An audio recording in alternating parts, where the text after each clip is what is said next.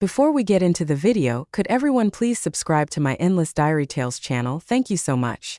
I was tired of working on that project proposal, so I decided to take a trip. I needed to get away and see the world. My real parents and that fake Emily were really upset. They kept calling and texting, telling me I had to finish the proposal, but I was already on a cruise ship heading to Antarctica. It's a long story. My real parents told me that the person who turned in the best proposal first, either me or Emily, would get to run the family company. Emily turned in a proposal, and it was exactly the same as mine. Everyone started saying I copied her, and that I was just trying to cheat my way into getting the company. I tried to tell them the truth, but nobody listened. Emily even made fun of me online, saying things like, "How could someone like me, who'd never even traveled, write a good proposal?" It got so bad. People online were awful, and some crazy people even pushed me into the street. Then I woke up. And it was the day my parents first told us about the proposal competition. They were standing right there, my dad in his suit looking all serious but kind of nice, and my mom in her skirt looking gentle. They said the same exact words as before. "You and Emily are both our daughters.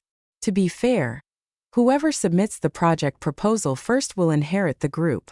I grabbed the necklace I was wearing, trying not to cry. I'd somehow gone back in time. As soon as they left, my coworker Lily came over and gave me a hug. She looked really excited. "Sarah, we all know how good you are. You'll definitely get that proposal in before Emily. If you need anything, just ask." Another coworker, Mark, smiled and said, "Yeah, Sarah, you're amazing at your job. Writing a proposal will be easy for you. We can't wait to call you our boss." Hearing them say that, I squeezed my hands into fists. My fingernails dug into my skin. In my past life, I didn't get the company. Everyone thought I copied Emily. People online were so mean to me. Only Lily and Mark believed me and tried to defend me, but nobody cared. It even made things bad for them because people made fun of them for supporting me. I closed my eyes and took a deep breath to calm down. The Emily everyone was talking about is actually my parents' adopted daughter. We were switched when we were babies. She grew up rich, spoiled, and outgoing like a little princess. I grew up in a tiny apartment with a huge family crammed into a space that was only 400 square feet. When my real parents found me, I was taking care of my adoptive mom, who was about to have her 7th baby. My real parents didn't like how I was living. They decided to keep Emily and raise both of us. They wanted us to compete fairly. Whoever turned in the proposal first would get the company. Emily turned hers in a day before me, and it was identical to mine. Everyone said I was a copycat and that I had no shame. My proposal was something I worked on little by little, staying up late every night. How could anyone think I copied it? I couldn't believe it. I ran to the office to look. At both proposals, mine and Emily's, I flipped through them again and again. Completely shocked, her 30,000-word proposal was exactly the same as mine. Even the formulas and calculations. Some parts had my own little ways of doing things, and she had copied those too. I tried to think of how it could have happened, but I couldn't figure it out. Someone asked Emily about it on her social media, where she was always showing off. She replied, all innocent, "I have no idea why. Maybe it's a talent. Since my sister has only gone to high school." Because she had so many followers, her words made everyone look at me. The insults got worse. "Think you're special just because you're the real daughter? Inherited business smarts? Cheating and caught? What a joke. Your real parents rescued you from being poor. Be thankful and stop trying to steal a company from the girl they spent so much money raising. Some people shouldn't want things that aren't theirs." Her adoptive family had 6 other daughters. She only finished high school. What does she know about proposals? Can't even copyright. Every word hurt. I snapped back to the present, looking at the office computer. I had used it to write the proposal before. Could Emily have gotten into my files through the company's computer system? I shut down the computer. I decided to buy a laptop. If I didn't work on it at the company, she couldn't get to it. I'd make changes, write a whole new proposal. There was no way it would be the same this time. On the way to buy a computer, I thought about things. My parents were obviously closer to Emily. I mean, they spent over 20 years raising her. Sometimes they'd be laughing and talking with her, but they'd stop as soon as I came in. But I couldn't say they treated me badly. They made sure I had everything I needed, and they even gave me an expensive necklace. It took them half a month just to order it. When they suggested I compete with Emily, they hired another company to judge so it would be fair. When people were bullying me online, they comforted me and booked me a trip to help me relax. Looking down at the necklace, I promised myself I wouldn't give up this time. No matter what Emily did, I was going to show my parents and everyone else that even though I didn't have much schooling, I was smart and capable, just like a daughter from a rich family should be. I went into a computer store, picked out a new laptop, and had the salesperson set up a really complicated password and lock. I was worried about accidentally connecting to the company network, so I wrote the password on a piece of paper and kept it with me all the time. After all that, I put the laptop safely at home before going to work. I'm sitting at my office computer pretending to work, but I'm actually playing games. My coworker Lily came over and saw me gaming instead of working. She was totally shocked. "Sarah, why are you playing games? Aren't you supposed to be working on the proposal? Are you giving up on competing with Emily?" I smirked. "No way. I'm today until I finish my proposal. I won't do any office work here. Even if Emily wants to copy my proposal, she has to figure it out at home. I've turned off the internet on the office computer and locked it up. There's no way she can get to my computer now." I looked over at Emily, who was sitting a little ways away from me. She joined the company after me, and now she's sitting there all relaxed, playing with her phone. She doesn't look stressed at all. I was calm too. Even though I only finished high school, I met a lot of important people when I was working odd jobs. One of them, a company owner, asked me to work for him. It was there that I learned how to write proposals and work on projects. I got a lot of experience. If my parents hadn't brought me back, I would have stayed at that company for sure. I like the business world where it's all about what you can do, not who your family is. Since I'm the real daughter and I have the chance to run the company, I'm going to try my hardest. My phone buzzed. Emily's show-off account had a new post. She posted some pictures of herself at her desk, looking all stylish and perfect. Her caption said, "I must work hard on my proposal and rely on my own skills to inherit the company." In the comments, her followers were praising her and cheering her on. "Emily's amazing, rich, well-educated, and so hard-working. Does a rich heiress really have to compete to inherit the company?" Someone responded, "You're so behind. See the girl just behind her? That's the real heiress after a baby swap years ago." I zoomed in on the picture Emily took. She got me in it too. I wasn't wearing makeup.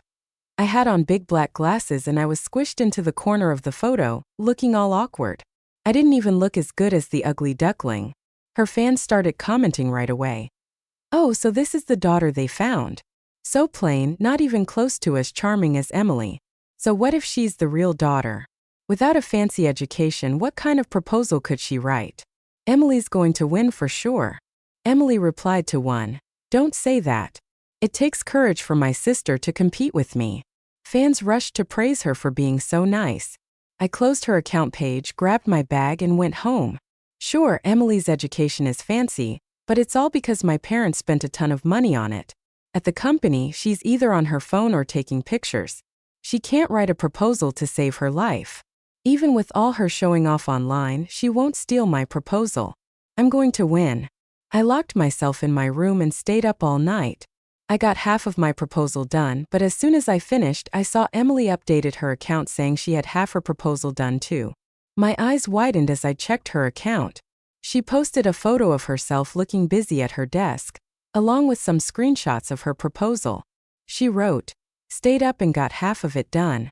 I'm amazing." I made her proposal screenshots bigger and compared them to my laptop screen. They were exactly the same. How could this be happening?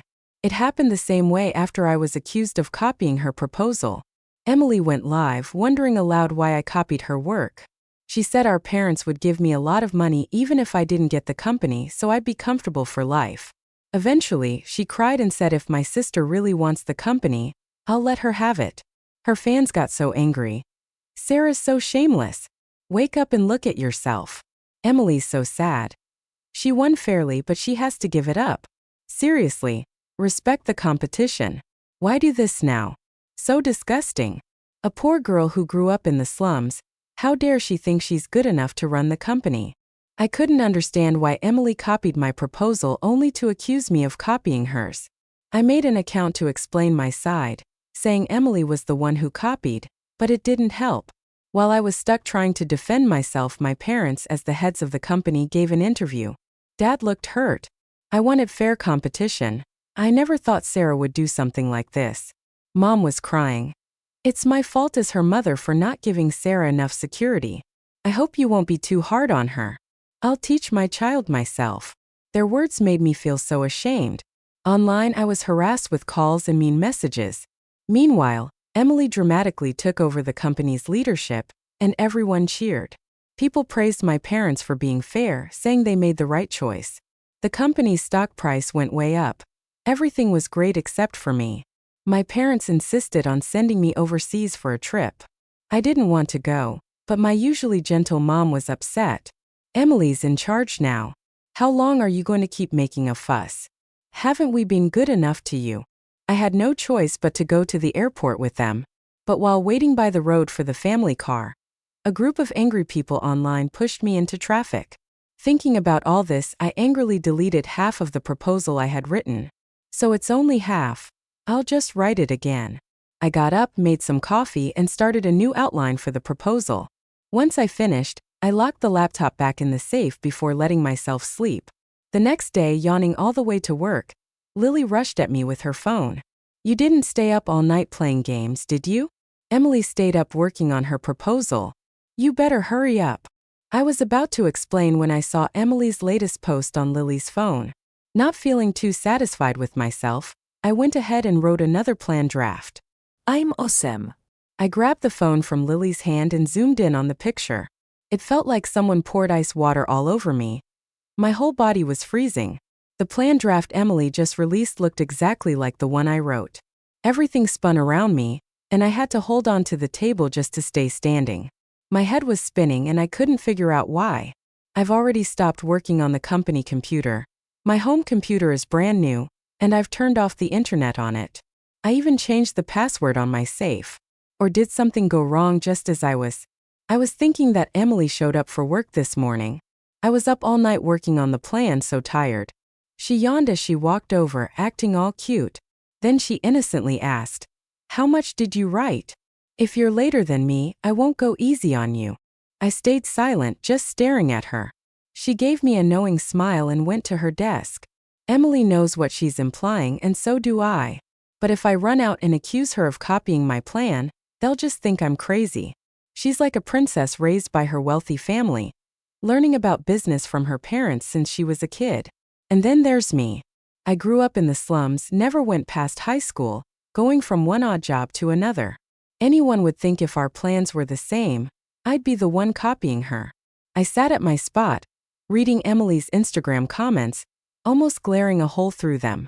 Someone asked, "Emily, even though you're competing with Sarah, you still posted your plan on Instagram. Aren't you worried she might copy it?" Emily replied, "Nope, I agreed to fair competition with my sister. Her plan is definitely not the same as mine." Underneath that tweet, tons of people were praising her. If you ask me, whoever can handle it should just take over the company. Skip the contest. Princess Emily is so sweet and kind. Keep an eye on that girl from the sticks. I'm worried jealousy might push her to do something bad. Our family's firm was hired by the group to oversee it. No way we'll be swayed. We'll protect Emily no matter what. If that hick dares to copy your plan, she'll end up with nothing. Emily has been showing off expensive things online since middle school, and she has a huge number of followers. Whatever she posts, people see it. She kept updating the contest to the point where everyone online knew I hadn't done anything yet, but they're all assuming I'd copy. With a mocking smile, I looked over her posts again. There's a mistake I made late at night that I plan to fix today. Her plan has the same error. How did that happen? Could my room be bugged? My laptop is new, but the safe isn't. It was already there when I moved in. It's got to be the safe. I didn't even bother asking for time off. I rushed out and grabbed a taxi to a small internet cafe about 10 kilometers away. I'd worked there before, and the owner was someone from out of town who wouldn't have any connections with Emily. She couldn't have gotten to this. Finding a quiet spot, I started working on the plan again. I rewrote the entire structure and filled it with new content. From early morning to late at night, I kept at it until I had 90% done. The conclusion needed some thought. With fresh eyes on the new plan, I felt a warmth in my eyes. This version is way better than any before. I poured everything I learned into it. I plan to get up early tomorrow, finish it at the cafe, and hand it in right at 8 a.m. Emily can't beat me this time. I printed the plan and erased all traces from the computer. No saving it on the computer or sending it anywhere this time, just paper. Nothing can go wrong now. Just as I was leaving, the cafe owner invited me for some late-night food. I joined their family for a plate of stir-fried noodles. It was the most comforting meal I've had in forever. But before I could finish, a message popped up from Lily. "Sarah, look." Emily tweeted. She said she's almost done and might submit it tomorrow. I froze, grabbed my phone, and checked Instagram. Emily's latest photo is the same plan I just wrote. Alongside is a selfie of her stretching in front of her computer. The caption reads, "Finally done. I can submit it tomorrow." How is it the same? And she's finished too? Stumbling back home, I found Dad, Mom, and Emily on the couch. Mom was feeding her fruit. "One more bite, just the last one. I've eaten enough already. I'm sick of it." Emily pouted, cuddling into Mom's embrace while nibbling a grape. "If you're tired of it, we'll switch things up. Whatever my darling likes, we'll get it," Mom teased, tapping her nose. Suddenly, I felt a pain in my chest. My bag slipped from my hand with a thud. All three turned to look at me. Mom forced a smile, beckoning. "Sarah, come sit down." I popped onto the couch beside them. Emily still clung to Mom, tilting her head. "Sis, finished the plan yet?" I struggled for so long and finally did. "Dad." Emily called over to Dad, who was reading. "We've worked so hard. How about a trip abroad on you?" Putting his book down, Dad grinned warmly. "You're my daughters. I should treat you girls. It's what dads do. Dad, you're the best. Love you the most." Emily beamed sweetly at Dad. Mom pretended to be grumpy. And who is it that just said they love Mom the most? Suddenly I felt out of place. Before Emily could say more, I murmured, "Not done yet." "It's tough," Emily nodded. "It's really tough. Even with everything I picked up at Dad's company. This one's a challenge." Dad looked at me without any surprise, saying, "The company's proposal might be a bit tough for you. No worries, see it as a learning opportunity." Mom agreed. "Yeah, even if Emily inherits the company, we'll never treat you unfairly. You're both our children, and it will always be fair." Their faces seemed completely fine, no sign of anything unusual. I stood up, ready to head back to my room, reaching out to pick up my bag that had fallen on the floor. But I fumbled and it dropped again. One of the printed proposal pages slipped out. Emily picked up that piece of paper before I could grab it back. It was too late. She looked at what was written, frowning. "Why does your proposal look exactly like mine, sis?" I tried reaching for it again, but Emily, being taller and healthier, held it out of my reach. Both Mom and Dad walked over, looking serious. Dad grabbed my bag, taking out the stack of papers, growing more stern with each page. "Sarah, I didn't expect you to plagiarize." Mom stared at me with disappointment. "Sarah, if you can't write, it just tells us we haven't forced you. How could you copy Emily's proposal?" Emily clenched that piece of paper, tears smudging her perfectly done eye makeup. "It's my fault," she cried. "Even though I'm not biological, I shouldn't inherit the company despite working hard. I'll just move out." Mom tried to console her. "You're not the one who plagiarized. There's no way we'd let you leave. Have they already decided I plagiarized?" I frowned, looking at Emily. "I didn't copy. I wrote and printed this myself." "You're the one who copied." "But I posted it on Twitter an hour ago, sis." Emily cried like a delicate flower. "I published first, and you printed it afterward." "Really? I wrote it myself." "Mom, Dad, you have to believe me." I looked at them pleadingly. Being my biological parents, they should believe me. But Dad said, "If you didn't copy, show us the computer where you wrote it. Bring out the records." Emily immediately suggested, "Sis bought a new laptop a few days ago. It must be there. We just need to compare. Then bring down the laptop. We surely don't want to wrongly accuse you." Mom looked at me anxiously. I started sweating. Nothing was on that laptop. I had wiped it clean. There were no traces on the cybercafe computer either. Now, aside from my own word, there was no proof that I wrote this proposal myself. How did things get this bad? I spoke with a dry throat. The computer's broken. Upon hearing this, Emily turned to Mom, beginning to cry again. Mom, I was only trying to help clear my sister's name. But the computer's broken. How can this be on me? I think I should just leave. Mom held Emily, crying. Oh my dear, don't cry. It breaks Mom's heart. Tears flowed as she glared at me, her softness gone. Sarah, you're ungrateful. How could you treat Emily this way? Dad, stern-faced, said, Sarah, I have no daughter like you. How dare you plagiarize and blame others? Did nobody ever teach you how to behave? Each hurtful word hit me hard, leaving me shaking and speechless. Come rethink your actions with me. Mom dragged me back to my room, pulling me so hard some hair strands fell off. Think hard about whether what you did was right. Once you figure it out, I'll send you abroad. You won't need to come back. I struggled to get up. I'm not leaving. I didn't plagiarize. But Mom just gave a cold glance, slamming the door behind her. I couldn't hold on anymore, collapsing on the floor. I didn't want to go abroad. The last time that accident shattered my bones. It hurt so much. A new phone notification rang. I crawled to the phone and saw it was another update from Emily. This time she posted a few photos with red swollen eyes from crying. Maybe it's my fault. I shouldn't have hoped for something that isn't mine. With this tweet, her fans were heartbroken in the comments. What happened to Emily? Is that country bumpkin bullying you? Insider info. The bumpkin copied Emily's proposal and even accused Emily of stealing. How can she be so vile? No way. I'm going to get revenge for Emily. Poor Emily. Is it her fault she was switched at birth? Why harm her? Just because she's the adopted one, being the biological one doesn't mean Emily should concede. Emily wrote that proposal through her own capabilities. Furious messages flooded Emily's comments, cursing me. I put my phone down and quickly wiped my tears, staring blankly out the window. Why can't I change anything? Even with a second chance, I'm so exhausted. Deep in thought, I suddenly heard the window shatter. Looking up, I saw something red thrown at me, and someone was breaking the glass. The person mouthed the words, "Stay away from Emily." My body froze, trembling as I backed away. The person smirked triumphantly. I made up my mind, knocking hard on the door. Mom, open up. I thought it through. I'm going abroad. On the way to the airport, Mom sat beside me, smiling with a gentle warmth. She said, "What I said last night about not coming back was just out of anger. There's no way we'd stop you from coming back. Have fun. Tell us when you're tired." It seemed like the harsh, cold mom from last night was just my imagination. I nodded, smiling casually. Lily messaged me.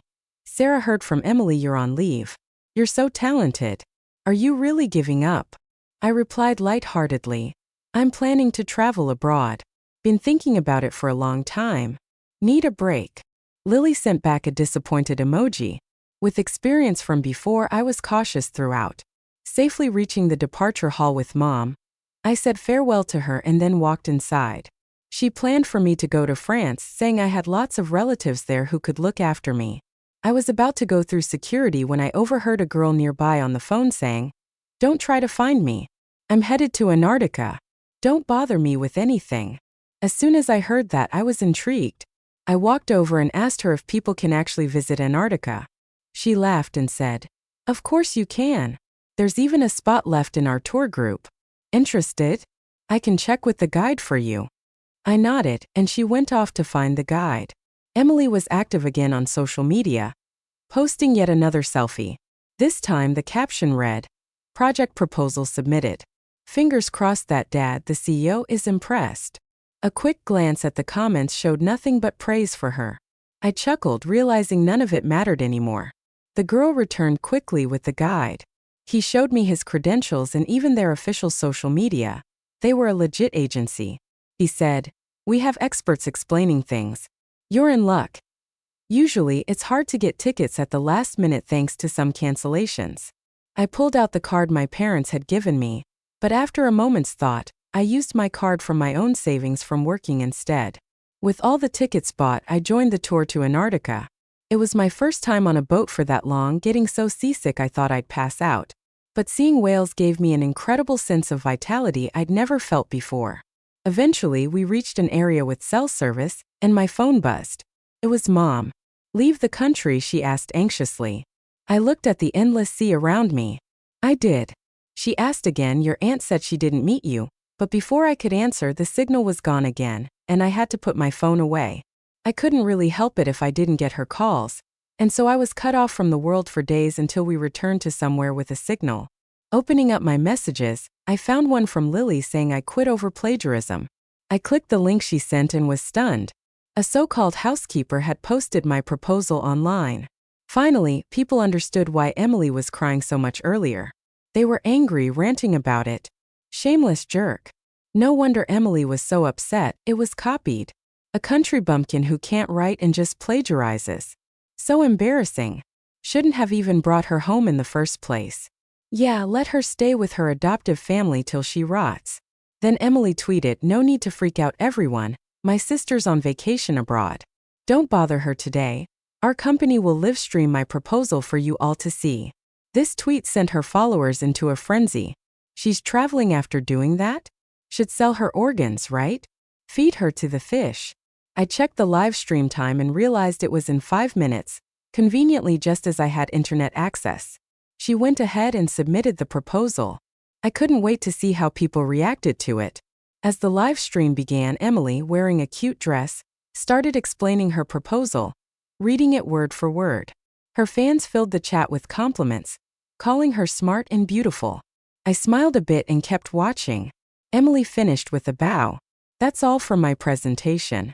But an expert sitting in the audience asked Emily, "Are you sure you're done?" Emily smiled even brighter. Of course. The expert adjusted his glasses, looking serious. "Your proposal is missing the most crucial parts. The expectations and results. You said you did the work, but how well was it done?" "We don't know." Emily froze. "That's impossible." "I completed it." Her fans lashed out in the chat. "What expert?" Emily said, "It's done." "Useless expert. I could do better." Meanwhile, one lone comment in the chat said it's definitely not complete. That user was insulted before they proved their education and work credentials, shutting up the critics. Another expert raised a point. "You said your proposal is based on the current situation. Could you elaborate on your approach?" Emily was silent for a long stretch before stammering, I. Several experts shook their heads. The third expert spoke. "If your company really considers this an incomplete proposal, feel free to use it." But he chuckled lightly, leaving his sentence unfinished. Emily's face turned beet red as she was visibly unable to respond, and people on social media suddenly got it. So she's the clown who can't even think for herself. Turns out she's the plagiarist. Poor Sarah, the true heir is tarnished by an imposter. Looks like genes don't lie. How could such parents have a smart daughter? The fake's true color. I finally showed up. I've wondered for a while, why does Sarah, the legit heir, have to compete with someone who was accidentally switched? It's ridiculous. And to top it off, Sarah's parents still treat Emily as their own. That's just tragic. Emily's complexion ran from flushes of red to pale as she ended the live stream abruptly. Yet her earlier buzz turned against her, and angry comments pushed Emily into the trending topics for all the wrong reasons. I was over the moon with laughter. Even the Antarctic snow seemed whiter. Is that a citron crystal? Not cheap, is it? The girl I met at the airport leaned in to take a closer look at my necklace. I took it off and handed it to her. I gazed at the necklace with mixed feelings about my parents. Like the comments said, they planned to switch me and Emily, yet they treated her so well. "The light through your crystal isn't right," the girl noted, examining it against the sun. "I'm studying gemology, and this one is split and glued back together. See?" With the snowy backdrop of Antarctica, the oddities were even more pronounced. There was something inside. The girl's words hit me like lightning. There was something inside the yellow crystal, but this crystal was something my parents spent a lot of money and time custom making for me. Yet custom made? Took a good 2 weeks. I was desperate to know what was inside, so I ran to ask the tour guide. He told me the ship had a cutting machine and they could help me cut it open, but he tried to talk me out of it. "This crystal seems valuable to me. Isn't it a shame to cut it?" I shook my head. I was determined. When the crystal was finally cut, Everyone in the tour group gathered around. The crystal was quickly opened, and a small black object fell out, a spy camera. Someone gasped. With trembling hands, I picked it up and inspected it again and again. It was indeed a camera. No wonder Emily could always copy my work immediately, no matter what changes I made. No wonder my parents, although clearly favoring Emily, gave me such an expensive yellow crystal necklace and proposed a fair competition. It was all a ploy to rightfully place their beloved Emily in the heir's position.